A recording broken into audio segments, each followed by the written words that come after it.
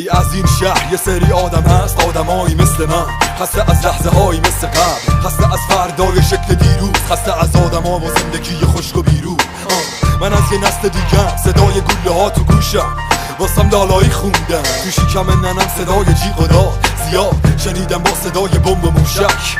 تو 20 و چند سال عمرم آدم ها رو کنار هم ندیدم، یا جلوی هم بودن یا روی هم، اونا همش در حال جنگ بودن، حتی وقت خواب توی شب روی تخت. تو 20 و چند سال عمرم 20 و چند بار مردم، 20 و چند سال حقم و خوردم، زندگیمو برعکس کشیدم تا منم مثل اونو برعکس ببینم. من وقتی مرد شدم که پر درد شدم، ظاهر آدم ها خوب و همه تو زرد شدم، تا اینکه خواستم که این اتفاقو درک کنم، از توی آدمای اجتماعم طرد شدم. این خیلی سخته، این خیلی تلخه که آدمای دورت نمیفهمن چیه حرفه، این اتفاقا میشن نقطه توی قلبت، یه مشت اعتقاد چرت و پرت میره تو مغزت.